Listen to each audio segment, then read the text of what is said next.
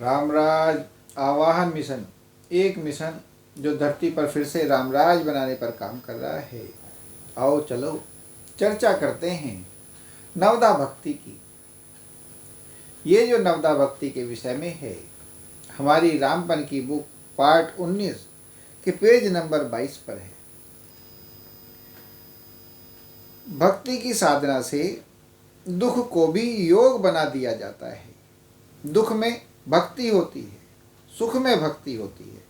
बाल्यावस्था में और वृद्धावस्था में दोनों में ही भक्ति हो सकती है। स्वास्थ्य में, बीमारी में अंतःकरण शुद्ध है तो भी, अंतःकरण अशुद्ध है तब भी भक्ति हो सकती है। भक्ति की साधना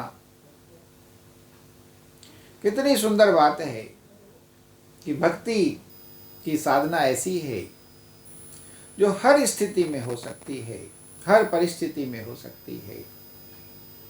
और भक्ति बिल्कुल स्वतंत्र है, क्योंकि आप दुखी हैं तो भी भक्ति कर सकते हैं, सुखी हैं तो भी भक्ति कर सकते हैं, शुद्ध हैं तो भी भक्ति कर सकते हैं, अशुद्ध हैं तो भी भक्ति कर सकते हैं। क्यों?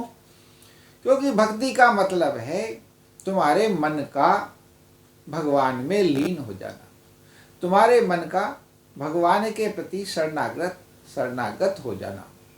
और मन तो हर स्थिति में होता ही है, काम करता ही है, चलता ही है।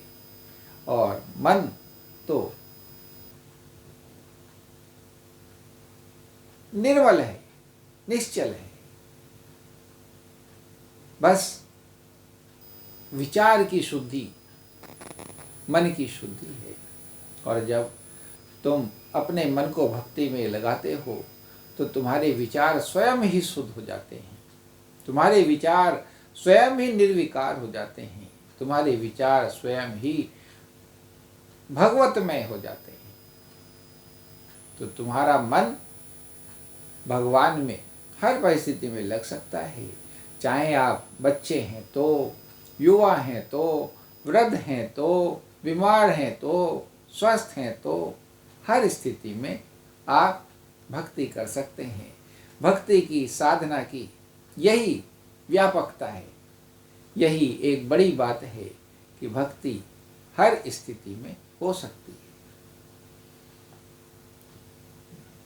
नेक्स्ट, मोक्ष प्राप्ति के सभी साधनों में भक्ति ही सबसे महान है। मोक्ष प्राप्ति के बहुत से साधन हैं, ज्ञान मार्ग और बहुत से साधन हैं, योग मार्ग, और इसी तरीके से है भक्ति मार्ग। तो भक्ति मार्ग को मोक्ष का सबसे महान साधन बताया गया है। मोक्ष का मतलब ही क्या है?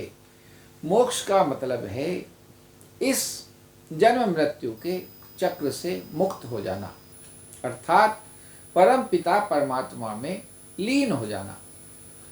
परम पिता परमात्मा जहाँ से हमारी आत्मा आई है, उस परम पिता परमात्मा में हमारी आत्मा का विलय हो जाना, यही मोक्ष है कि वो जन्म मृत्यु के चक्र से मुक्त हो जाती है, अर्थात कर्म बंधनों से मुक्त हो जाती है। तो ये जो भक्ति मार्ग है मोक्ष का महानतम उपाय है, क्योंकि ये तुम्हारे परम धाम परम पिता परमात्मा से तुम्हारे को मिला देता है, उसमें तुम्हारे को विलय करा देता है, उसमें तुम्हारे को लीन करा देता है। इसी वजह से भक्ति साधना जो है मोक्ष का महानतम मार्ग है। नेक्स्ट, परिस्थिति सम नहीं हो सकती है, चित्त सम हो सकता है। चित्त सम कहाँ से और कैसे संभव होता है? भक्ति से।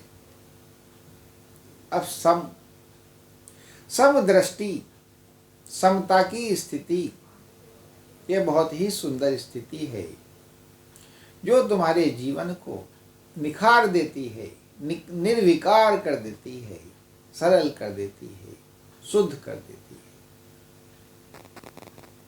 और शांत और सुशील कर देती है। समता को प्राप्त हो जाना।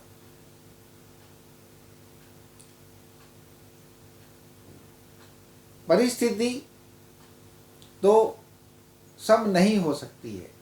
दुख की परिस्थिति होगी, सुख की परिस्थिति होगी, बीमारी की परिस्थिति होगी, स्वस्थता की परिस्थिति होगी, सब अलग अलग भिन्न भिन्न परिस्थितियां होगी जो विषम है, मगर चित्त सम हो सकता है। परिस्थिति आपकी कुछ भी हो, मगर आपका चित्त हर परिस्थिति में समदृष्टि रह सकता है, समता की स्थिति में रह सकता है। और यह भक्ति से, भक्ति मार्ग के द्वारा हो जाता है। भक्ति के द्वारा इंसान इसे सीख जाता है। भक्ति के द्वारा इंसान अपने चित्त को समता की स्थिति में पहुंचा पाता है। और समता की स्थिति भागवत में कहा गया है, मोक्ष का सरलतम उपाय है। समदृष्टि हो जाना, समता की स्थिति को प्राप्त हो जाना। और जब भगवान की भक्ति में इंसान लगता है तो उसको सब कुछ भगवत में नजर आने लगता है। और भगवान तो एक ही है। जब सब कुछ एक सा नजर आने लगता है तो उसकी दृष्टि समदृष्टि हो जाती है। नेक्स्ट, भक्ति एक चमत्कारी चीज है। परिस्थिति के प्रभाव को कम कर देती है, बदल देती है। कितनी सुंदर बात कि भक्ति एक चमत्कारी चीज है। सही बात है, चमत्कारी ताकि तो बात ही है, क्योंकि परिस्थिति कैसी भी हो, बुरी हो, अच्छी हो, कठिन हो, सरल हो, आसान हो, मगर भक्ति उसके प्रभाव को कम कर देती है। क्यों? क्योंकि भक्ति हो जाने से इंसान का चित्त भगवत में हो जाता है।